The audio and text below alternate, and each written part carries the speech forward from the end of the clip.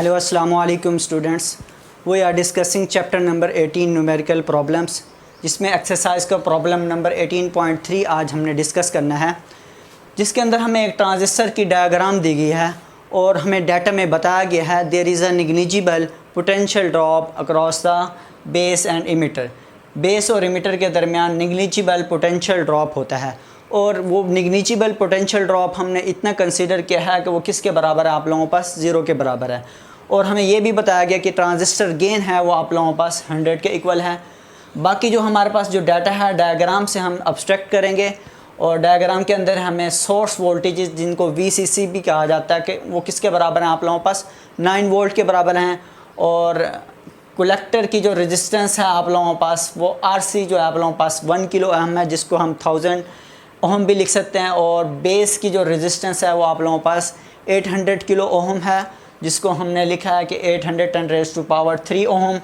और हमें कहा गया कि हमें कैलकुलेट करना है बेस करंट कैलकुलेट करना है, कलेक्टर करंट कैलकुलेट करना है और voltages drop across the collector calculate करना है। और इसी तरीके से voltage drop across the collector और इमिटर हमने कैलकुलेट करना है।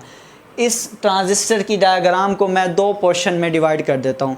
एक पोर्शन मैं कहता हूँ कि आप लोगों के पास इनपुट पोर्शन है, जिसको इनपुट लूप मैं कह दूंगा, ठीक है। और दूसरा मेरे पास आउटपुट पोर्शन या आउटपुट लूप होगी। इनपुट लूप में आप लोगों के पास क्या चीज़ आएगी, source voltages, resistance across B और बेस और इमिटर के दरमियान जो वोल्टेजेस ड्रॉप होंगे वो आएंगे, ठीक है। इसी तरीके से आउटपुट में मेरे पास क्या आ जाएगा, सोर्स वोल्टेज, रेजिस्टेंस RC और कलेक्टर और इमिटर के दरमियान जो पोटेंशियल ड्रॉप होगा वो आ जाएगा। अब अगर हमने कैलकुलेट करना है बेस करंट, तो बेस करंट कैलकुलेट करने के लिए मैं इनपुट लूप के ऊपर किरचॉफ वोल्टेजेस लॉ लगाता हूँ। तो सबसे पहले हमने समझना है कि किरचॉफ वोल्टेजेस लॉ क्या था।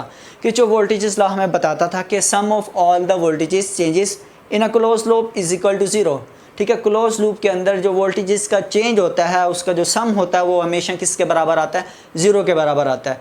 तो हम किरचॉफ वोल्टेजेस लॉ लगाते हैं अक्रॉस द इनपुट लूप, और इनपुट लूप मैं आपको बता चुका हूँ कि कौन सी हमने कंसीडर की हुई है यहाँ पे। अब देखें, मैं यहाँ पे लिखता हूँ by using KVL across input loop. Input loop के अक्रॉस मैंने क्या किया है, KVL लगाना है। अब KVL आप लोगों ने इनपुट लूप, तो ये आप लोगों के पास बन गई है इनपुट लूप। तो ये किसके बराबर है आप लोगों के पास, सोर्स वोल्टेजेस VCC माइनस आप लोगों के पास जो वोल्टेज ड्रॉप होंगे अक्रॉस द रेजिस्टेंस वो आप लोगों के पास बेस वो आप लोगों के पास होंगे VB। और इसी तरीके से जो वोल्टेज ड्रॉप अक्रॉस बेस और इमिटर के दरमियान होंगे वो होंगे माइनस VBE। और ये सब किसके बराबर है, 0 के बराबर है। तो यहाँ पे आप लोग दे सकते हैं कि sum of all the voltages changes in a close loop is equal to 0। Close loop के अंदर आप लोगों के पास जो कि इनपुट लूप थी उसके अंदर आप लोगों के पास वोल्टेजेस का जो चेंज है वो 0 के बराबर है। अब बच्चे यहाँ पे क्वेश्चन करते हैं कि सर ये नेगेटिव साइन कैसे आया है। आपको जब प्रोसीजर बताया गया था, जब KVL का प्रोसीजर बताया गया था, और उसमें अंदर ये बात बताई गई थी कि आप लोगों के पास अगर आप लोगों के पास लूप की डायरेक्शन और करंट के फ़्लो की डायरेक्शन सेम हो तो आप लोगों के पास यहाँ पे नेगेटिव साइन आता है। अगर ये बात आपको नहीं समझ आती तो ये बात आप लोग देख लें कि आप लोगों के पास जो रेजिस्टेंस होता है वो हमेशा आप लोगों के पास वोल्टेजेस को यूज़ करता है। वहाँ पे वोल्टेजेस हमेशा ड्रॉप ही होते हैं और वोल्टेजेस का ड्रॉप हम क्या लेते हैं, नेगेटिव में लेते हैं, ठीक है। तो ये बात ध्यान में रख लेंगे आप लोग। तो आप लोग देखेंगे VCC की वैल्यू यहाँ पर हमारे पास पुट कर दें कि ये आप लोगों के पास वो कितनी है, 9 वोल्ट है, यहाँ पर हमें दी गई है। और आप लोगों के पास बेस वोल्टेजेस किसके बराबर होते हैं आप लोगों के पास, accordings to Ohm's law V is equal to IR होता है। अगर वोल्टेजेस अगर बेस के अक्रॉस हैं तो ये क्या हो जाएंगे VB, और करंट अक्रॉस बेस क्या होता है IB, और रेजिस्टेंस अक्रॉस बेस क्या होती है RB। तो मैं यहाँ पे VB की जगह क्या लिख सकता हूँ, IB इंटू RB माइनस, और बेस और इमिटर हमें बताया था कि आप लोगों के पास बेस और इमिटर के दरमियान निग्लिजिबल पोटेंशियल ड्रॉप है और वो नेग्लिजिबल पोटेंशियल ड्रॉप हमने क्या कहा था कि वो 0 के बराबर है आप लोगों के पास, तो उसकी वैल्यू पुट कर देंगे यहाँ पे 0। हमें यहाँ से क्या कैलकुलेट करना है, बेस करंट कैलकुलेट करना है। अगर ये नेगेटिव है इसको उस तरफ लेकर जाऊँगा तो ये क्या हो जाएगा, पॉजिटिव हो जाएगा, और वहाँ से हमारे लिए बेस करंट को कैलकुलेट करना इजी हो जाएगा। 9 आप लोगों के पास यहीं पे रहेगा, इस वैल्यू को उस तरफ ले जाएं तो ये बन जाएगी IB इंटू RB। हमें क्या चाहिए, IB चाहिए, तो आप लोगों के पास ये बन जाएगी इक्वेशन 9/RB इंटू IB।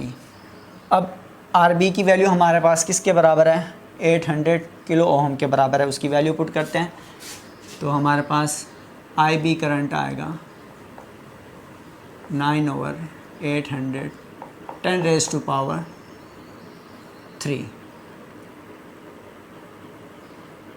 जब इसको सोल्व करते हैं तो हमारे पास आंसर आता है 1.125 10⁻⁻⁵ और करंट का यूनिट होता है एम्पेयर। तो ये आप लोगों के पास क्या आ गया, बेस करंट आ गया। ठीक है, ये आंसर आप लोगों के पास सही है, यहाँ तक निकालेंगे।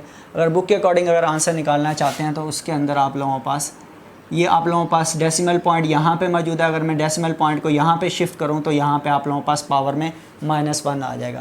तो इसको मैं लिख देता हूँ 11.25 10⁻⁻5 और -1 आप लोगों के पास, क्योंकि हम क्या कर रहे हैं, लेफ़्ट से राइट की तरफ शिफ्ट कर रहे हैं, तो इसके अंदर आप लोगों के पास -1 आएगा। अब ये बन जाएगा 11.25 multiply by 10⁻⁻6 ampere which is equal to 11.25 10⁻⁻6 को क्या लिख सकता हूँ मैं, माइक्रो एम्पेयर लिख सकता हूँ। तो ये आप लोगों के पास आ गया बेस करंट।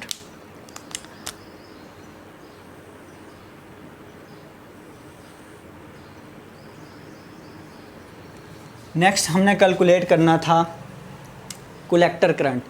अब ट्रांजिस्टर गेन का फार्मूला अगर आप रिमाइंड करें तो वहाँ हमारे पास था transistor gain beta is equal to IC/IB, और हमें पता है कि जो आप लोगों के पास हमने कैलकुलेट करना IC कैलकुलेट करना है, तो ये आप लोगों के पास IB इधर जाके मल्टीप्लाई हो जाएगा, तो हमारे पास IC आ जाएगा beta times of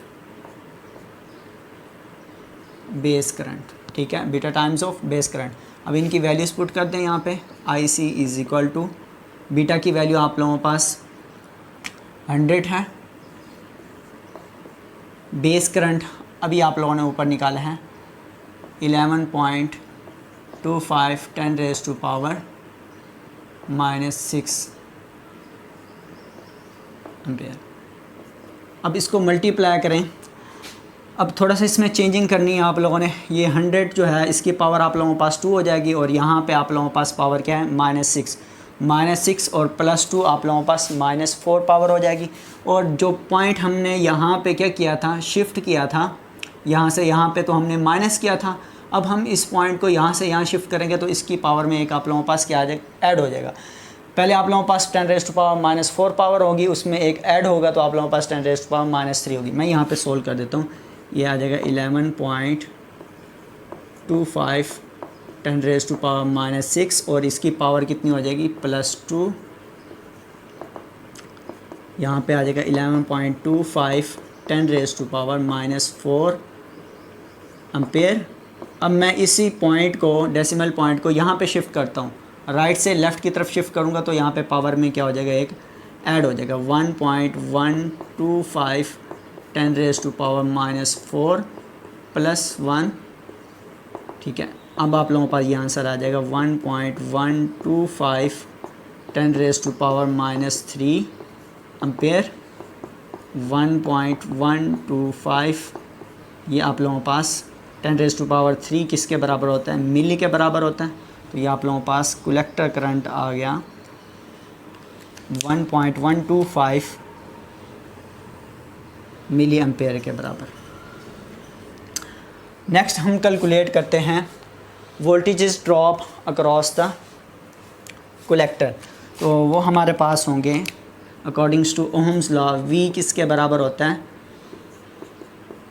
I R के बराबर होता है और voltages drop across the collector हों तो ये वी सी और ये आई सी और ये आर सी हो जाएगा। तो यहाँ पे आप लोगों के पास V C is equal to I C into R सी।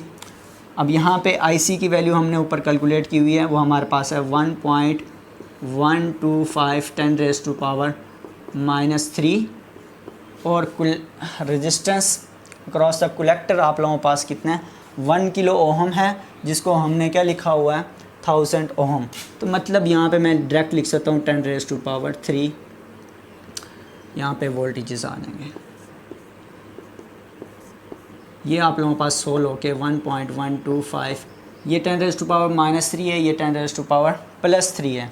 तो ये क्या हो जाएंगे आपस में ऐड होंगी -3 + 3। तो आप लोगों के पास आंसर आएगा 1.125 वोल्ट। ठीक है, तो ये आप लोगों के पास कलेक्टर के अक्रॉस वोल्टेजेस का ड्रॉप आ गया है। ठीक है, रेजिस्टेंस आर सी के अक्रॉस कितने वोल्टेजेस ड्रॉप हुए 1.125 वोल्ट। नेक्स्ट हमने कैलकुलेट करना है VCE voltages drop across the collector and emitter. तो वो हमारे पास VCE किस साइड पे आता है, आप लोगों के पास आउटपुट लूप के ऊपर आता है। तो आउटपुट लूप के ऊपर मैंने दोबारा किरचॉफ वोल्टेजेस लॉ लगाना है। तो यहाँ पे लिखेंगे by using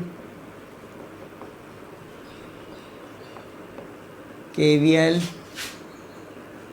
across output loop. और फिर क्या होता है आप लोगों के पास KVL sum of voltages changes in a close loop is equal to 0। तो आप लोगों के पास वोल्टेजेस किसके बराबर आएंगे VCC। ठीक है, यहाँ पे जो वोल्टेजेस ड्रॉप होंगे वो क्या होंगे VC और यहाँ पे जो वोल्टेजेस ड्रॉप होंगे वो किसके बराबर होंगे VCE के बराबर। इनको हमने कैलकुलेट करना है, इसको दूसरी साइड पे ले जाएंगे और VCC आप लोगों के पास क्या है 9 वोल्ट और VC किसके बराबर होता है IC इंटू RC के बराबर होता है।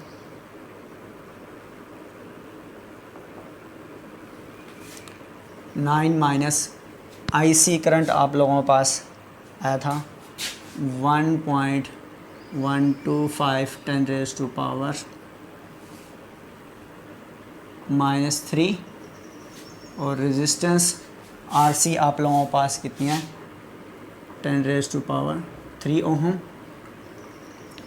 Is equal to VCE। अब यहाँ पे आप लोग देखें कि आप लोगों के पास 9 - 1.125 ये 10⁻³ और ये 10⁻+3 ये क्या हो जाएगा पावर 10 की पावर 0 और 10 की पावर जो 0 होती है वो आपको पता है 1 के बराबर होती है। तो 9 - 1.125 जब मैं करूँगा तो मेरे पास आंसर आएगा 7.8। इसको पूरे को सोल्व कर देता हूँ 9 - 1.125 यहाँ पे आप लोगों के पास 1 बच गया। VCE is equal to 7.875 volt. ये आप लोगों के पास कलेक्टर और इमिटर के दरमियान जो पोटेंशियल का ड्रॉप है वो आ गया है लॉ।